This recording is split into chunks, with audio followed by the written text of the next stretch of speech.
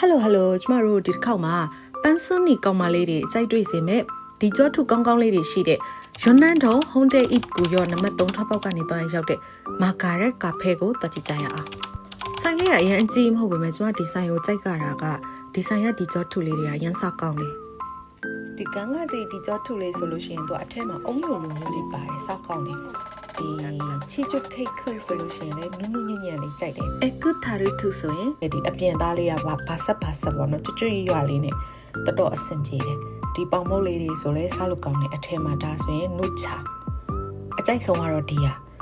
သူများနဲ့ကိုနဲ့အရသာခံစားမှုချင်းတူမတူတော့မသိဘူးမဲ့ကျွန်မဒီပေါင်မုတ်လေးနောက်ဆုံးပေါင်မုတ်လေးဆိုရင်ကစင်းနဲ့လို့အရသာလေးရတယ်အထက်ကခရင်လေးရပါတော့အားကြောင့်မလို့အဲ့ဒီဟာလေးဆိုလဲမကြခဏဝယ်စားတယ်ဒီဆိုင်ရပါတော့အရင်ရှေးအောင်အိမ်ပုံစံမျိုးအိမ်ကိုမှပြန်ပြီးတော့ဒီ coffee ဆိုင်ဖွင့်ထားတာဆိုတော့ကျွန်တော်တို့အိမ်ပုံစံမျိုးပဲဧကမ်းမကြီးရှိမယ်အောက်ထပ်ရှိမယ်အပေါ်မှာအခန်းလေးတွေရှိမယ်ပေါ့အဲ့လိုပုံစံမျိုးသွားမယ်ဆိုရင်အောက်ထပ်မှာကြတော့သူကထိုင်လို့အဆင်ပြေတယ်လမ်းသွားလမ်းလာတွေကိုကြည့်လို့ရတယ်တပုံရိုက်လို့လှတယ်ဒါပေမဲ့နေရာနေနဲ့ကျင်းတယ်လို့ဖြစ်တဲ့အတွက်ကြောင့်မလို့ဘေးနားမှာအရန်စုညံပြီးစကားပြောတဲ့လူတွေလာထိုင်နေဆိုရင်တော့